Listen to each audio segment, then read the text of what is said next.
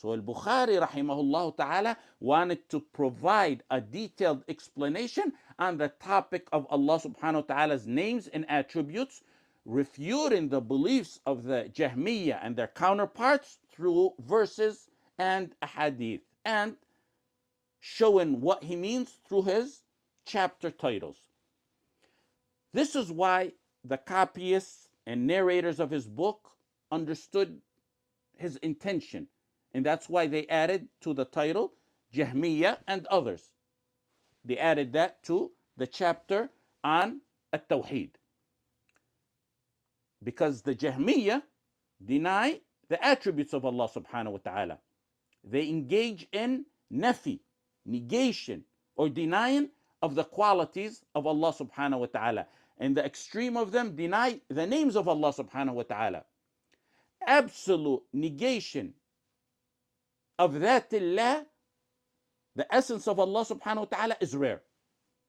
As Ibn Taymiyyah rahmahullah ta'ala said, what's more common is the negation of the attributes. When they negate the attributes of Allah subhanahu wa ta'ala, this entails negating Dhāt, the essence itself. That's ta'til. So that's why they're also referred to as mu'attila as well.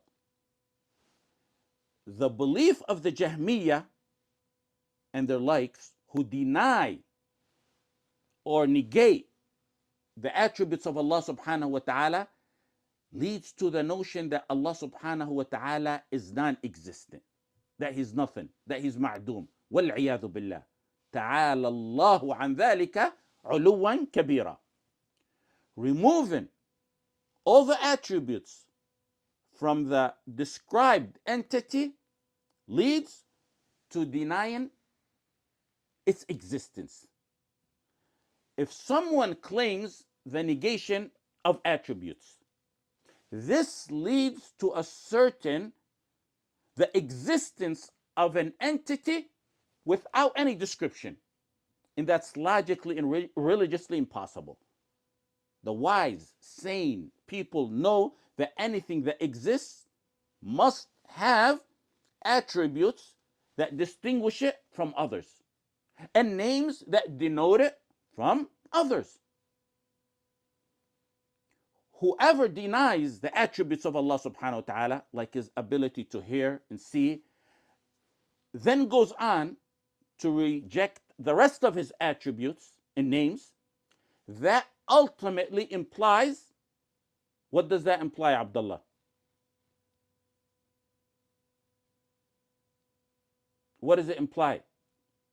That they're rejecting the name of Allah subhanahu wa ta'ala. They reject that there's no such thing as Allah subhanahu wa ta'ala. When they deny the attributes, his ability to hear and see, and all the rest of his qualities and attributes and names, that implies that there's no such thing as Allah subhanahu wa ta'ala, wal iyādh billāh. Meaning, the point is, the inevitable implication of that creed is ta'til of Dhāt. What's ta'til of Dhāt mean? Answer. They're basically nullifying the existence of the essence of Allah subhanahu wa ta'ala. Yes. That's what the inevitable implication of their belief entails.